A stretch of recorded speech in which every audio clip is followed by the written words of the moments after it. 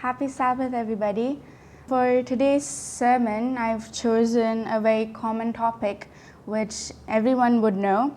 So before we start, let's bow our heads in prayer. Dear Jesus, thank you for this day you had given us, Lord. Thank you for this blessed Sabbath that you had showed us, Lord. Thank you for helping us gather here and worship you, Lord, to praise your name. Lord, as I'm going to speak today on the topic of running away from you, Lord, I hope and pray that you'd be with me in a very special way, and that whatever I speak may not be my words, Lord, but it'll be directly from you, Lord. And thank you for all that you've done for us, Lord. If you've sinned knowingly and unknowingly, Lord, please forgive us. In Jesus' name pray, amen. So for today's sermon, my topic is entitled Running Away from God. So we all know the story of Jonah and as to what happened with Jonah.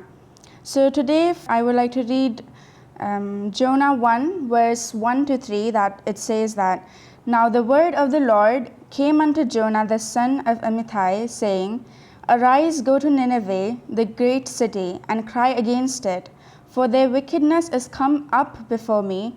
But Jonah rose up to flee unto Tarshish from the presence of the Lord, and went down to Joppa. And he found a ship going to Tarshish, so he paid the fare thereof, and went down into it, to go with them unto Tarshish from the presence of the Lord." Here in these verses, we see that God has told Jonah to go to the city of Nineveh and not away from the city of Nineveh. But instead of listening to God, he tries to run away unto Tarshish and takes a ship from Joppa. Now, I realize a very interesting thing, that is, you see, everybody is running from something to something, or somewhere to somewhere, some place to some place. And also, why are we running? Everyone here in this room listening is running from maybe assignments, from your works, from maybe your relatives, or something you've done wrong, or away from God. There must be something that you're running from. And what I see interesting is that when God tells Jonah to go to Nineveh, instead of going there, he goes to Joppa. Now you see, the place Jonah was assigned to go was 500 miles away from where he was. But the place Jonah decided to go to run away from God was 2,500 miles away. Now my question is, why is it that we would run 2,500 miles away from God, then 500 miles to our assignment? So that's my question to you all. Now we see in the next verse, that's Jonah 1 verse 4, it says, "But the Lord sent out a great wind into the sea, and there was mighty tempest in the sea, so that ship was like to be broken." Now we see that the Lord has sent a great wind, and they were overtaken by a storm basically, which was sent from God. And later in the verse we see that the ship was likely to be broken, means all of the passengers in that ship were suffering through shipwreck. Now in the next verse, Jonah 1 verse 5, we see that the mariners were afraid and cried every man unto God, and cast forth the waters, and were in the ship into the sea, to lighten it of them. But Jonah was gone down into the sides of the ship, and he lay and was fast asleep.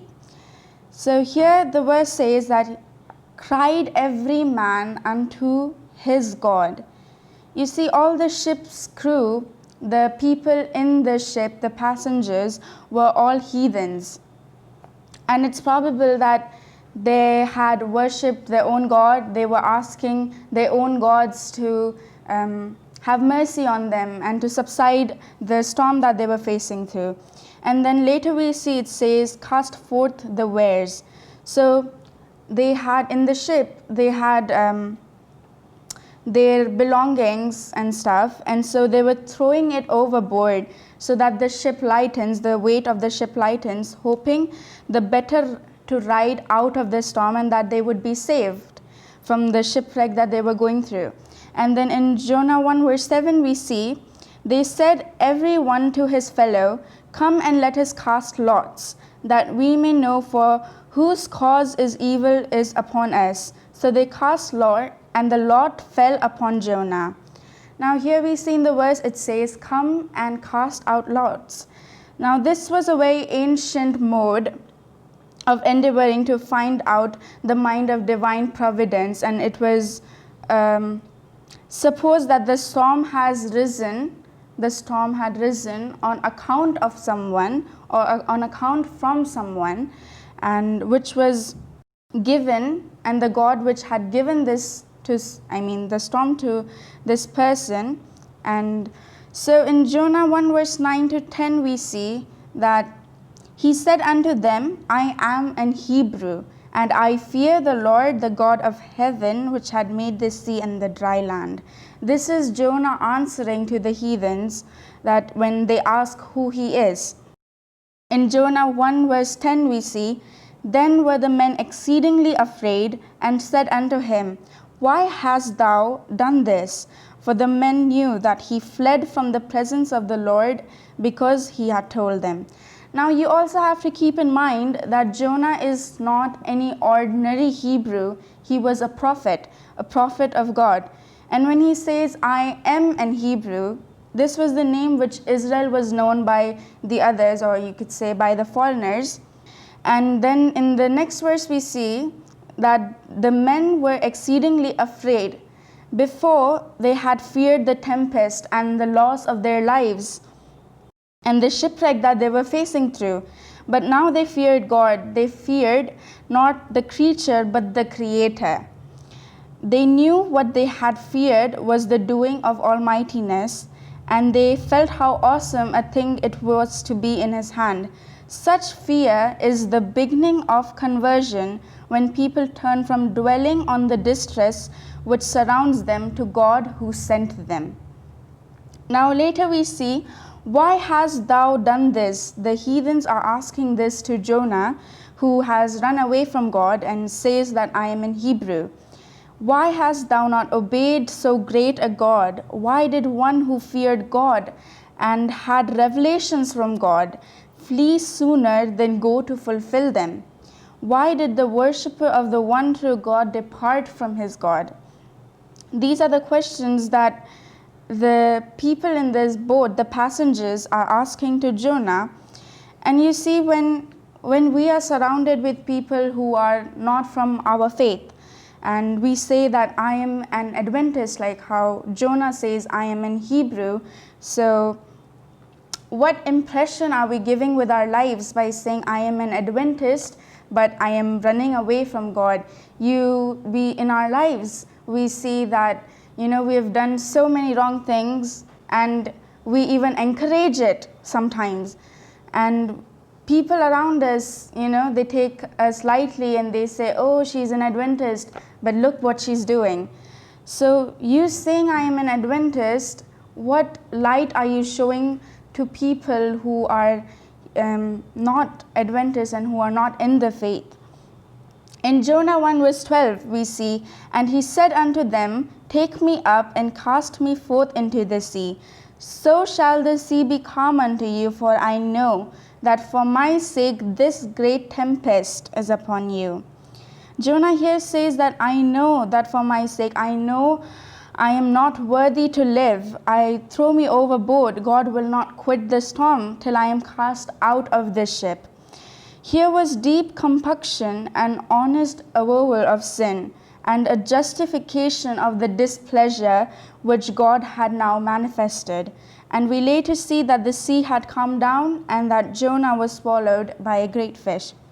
Now you see that the Bible wasn't live tweeted, it wasn't live shown that when it was happening, it's supposed to happen like that. If the book of Jonah was really written or shown live tweeted, Jonah's reactions would have been, oh, I was being practical, oh, I was being logical. But no, he didn't say that. He says that he would have said that, this is what I have done because of what God had told me, because of this I had done this. He would give excuses upon excuses upon excuses, like we all make when we are told what we are doing is wrong, or when we are shown the light. And you see that it's only after Jonah has done the will of God, after Jonah has known the will of God and experienced a lot of different things and seen the result of his rebellion, as well as experiencing the transformative power of repentance. After his resentment, that he is able to say, I am running from God. You see, by ourselves, we cannot know that we are running from God. We intentionally don't run away from God. And sometimes we're taken so far away that we think it's even okay, that it's okay to think like that. It's okay to feel like that. But unless we've experienced God, unless we've been shown by the light, we don't know what is right, we don't feel guilty. And even in case of Jonah, he did not know, first of all, that he was running away. I mean, he knew he was running away, but then he didn't feel guilty about it, though he knew that it is wrong. And by the old times, he knew, and he had testified to God. He was a prophet. He knew what God is capable and not capable of doing. And sometimes we test God's patience. We are so stubborn that we do not even want to listen, and just like Jonah, we go the extra mile to sin instead of just going and doing our assignments. Now, has there been a time in your life where God rescued you from a situation that your own disobedience had caused? He rescued you from a situation which your own disobedience caused. Just like Jonah was rescued from God by the whale. But this whole situation was caused just because Jonah didn't want to go to Nineveh, and he left and he tried to escape and tried to go to Tarshish from Joppa. In Jonah 2 verse 1, we see that it's the prayer of Jonah, how Jonah is talking about that there's seaweed wrapped around my head and it's so uncomfortable, and all his displeasures which he's facing. But you see, in Jonah 2 verse 1, it says, Then Jonah prayed unto the Lord his God out of the fish's belly. Then Jonah prayed out of the fish belly. It may be asked, how could Jonah either pray or breathe in the stomach of the fish? Very easily we can answer that. If God so willed it, we must keep this constantly in view, that the whole is a miracle. When Jonah's being swallowed by the fish till he was cast ashore by the same animal, it was God that had prepared the great fish. It was the Lord that spake to the fish and caused it to vomit Jonah upon the dry land. All is a miracle. I just want to read you a verse that's from Acts 16 verse 31, but before we go into that, let's just look at what the story behind this verse is. We all know the story of Paul and how he was kept in the prison and locked, and when he was freed from the chains by the angels, and we see that the jailer comes to Paul and he's begging for forgiveness. And so here Paul says that in verse 31, Acts 16 verse 31, they said, Believe on the Lord Jesus Christ, and thou shalt be saved, and thy house. So Paul here is saying, if you believe God, if you believe that He can take care of you, if you can believe that He can save you from the tempest, if you believe that He will guide you, He will comfort you through the suffering of the shipwreck that you're facing, you will be saved, and your house will be saved. God does not send messengers to flatter the sinners. He delivers no message of peace to lull the unsanctified into fatal security. He lays heavy burden upon the conscience of the wrongdoer and pierces the soul with arrows of conviction. The ministering angels present to him the fearful judgment of God to deepen the sense of need and prompt the cry, What must I do to be saved? Now when we go back to Jonah 2 verse 9, from 1 verse 8 we've been seeing that Jonah here is telling God or telling us about the distress he's facing in the whale's stomach, in the big fish stomach, and what he's going through. But in verse 9 he says, "But I will sacrifice unto thee with the voice of thanksgiving. I will pay that I have vowed. Salvation is of the Lord." And after all this, after he's run away from God, he's swallowed by the fish, he asks forgiveness, he tells his displeasures, and then later in the 9th verse, after all that, he says, "I will sacrifice unto thee with the voice of thanksgiving." Even in such a low place I have been, I will still thank you. And he says that I will pay that I have vowed. Salvation is of the Lord. It's no coincidence that right after this verse that Jonah speaks, the big fish, the place where Jonah was swallowed from, the fish vomited out Jonah and vomited upon the dry land. Now it's an important thing to know that God saved Jonah. God did save Jonah from his disobedience, which had caused this situation in the first place, but God still saved Jonah. But the accommodations were not very luxurious. God could have sent a cruise ship or a Royal Caribbean, but instead he put him in a deep, dark place. You see, the thing with humans, and especially in this case for me, if God rescues us from trouble and he makes it too comfortable, we try to get back to what we were doing. We try to go back to the things we've been doing, even after we repent, after we ask God for forgiveness. If God makes it too comfortable for us, we again go back to square one. After all these steps that God has shown, we go back to the first one where we started. You see, our communication with God, or our closure of God, our intimacy with God, our relationship with God is not one way, it's not rapid, it's a slow process, it's a two-way thing. When we are going to God in our needs, when we repent to God, it is not our doing that we feel the guiltiness in us. It's God's doing, and that he has not left us. He's still with us even after all the things we've been through, even after all the stubbornness we show towards God. He still gives us the time. He still prepares us. He still guides us. He still comforts us. He bees with our family. He protects us. And after all that things he does for us, we still go and blame him. That, "Oh, I did this for you, God, but then see where you've brought me now." But we forget one thing, that it is our situation, our disobedience that has caused the situation. I would like to share my own things that I myself have gone through, and how I have been stubborn towards God and declining God's calls. But God still was patient with me even through all that. And I just want to share something with you.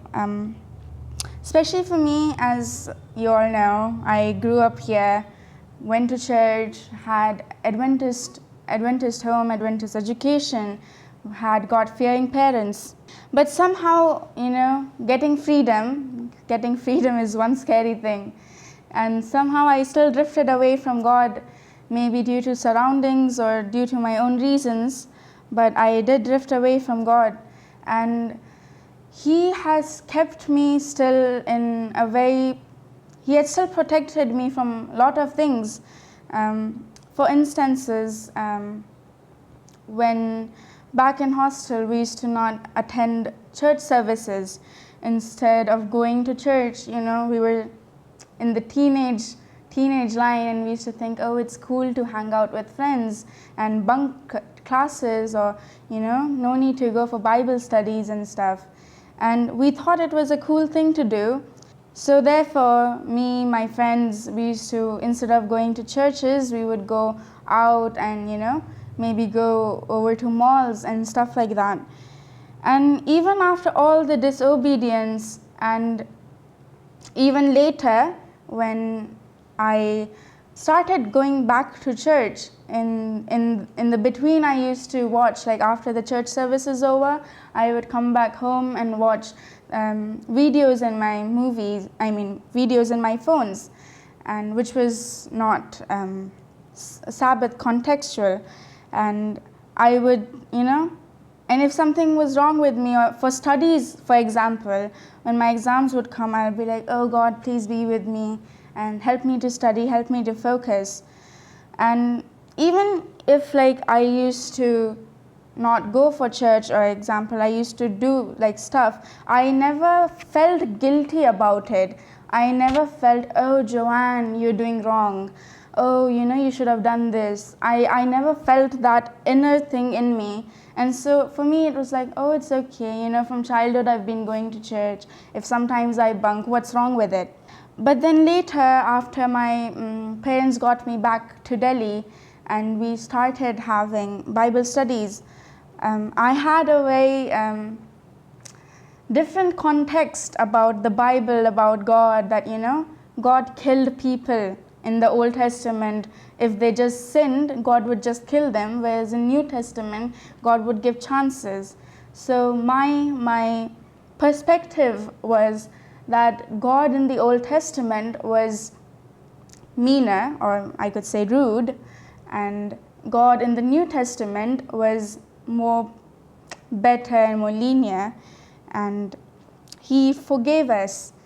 But then as we started Bible study with Noni Bhaiya, Jackson Bhaiya, and when we started studying about it, I have personally discovered a lot of stuff. And when you read a passage, you can either take it like on just the passage, but some things just stuck so deep that you've never known that, oh, it was right there in front of me. But you see, we never take the time out to read it. And for me especially, I was very stubborn, and even like when we used to have Bible studies, I was still the same. I would still go back after the Bible study. I would go back to square one. It was a very long process of me going to God, then me stepping back, me going 3 steps further, then coming back again, this 1 step back, and so on. It started going. But then later, somehow, God kept me, God showed me the light, and praise God, I'm here now, and that I've taken the decision also of taking baptism, and God has been faithful to not only me, but my family, my parents, all my loved ones, and He's kept us safe. And He's been especially with me in all the tough times that I've gone through. He's supported me, and I would like to thank God for that. For today, I'm going to render a song to all of you.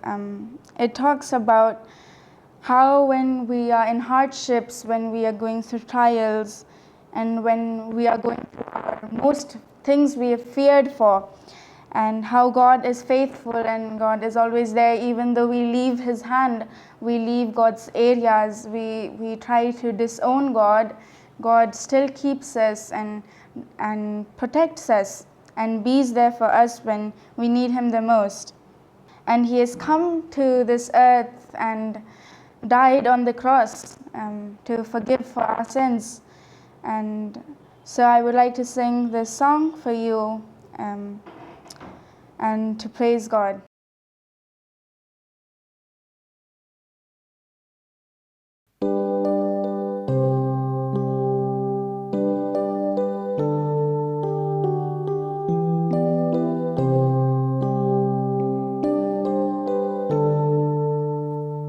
When life is heavy, my strength is faint.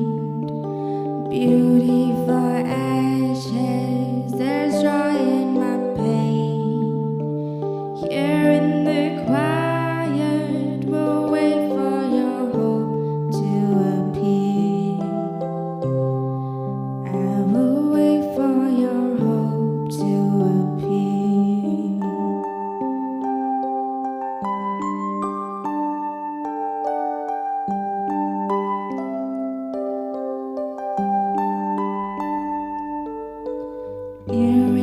trials, near in my fears. Forever faithful, God, you're in my tears. Your love is loyal, wait for your hope to appear. I will wait for your hope to appear. We are wrapped in resurrection. You have clothed us in your glory. Now our hearts are no longer wandering. You've become our sanctuary.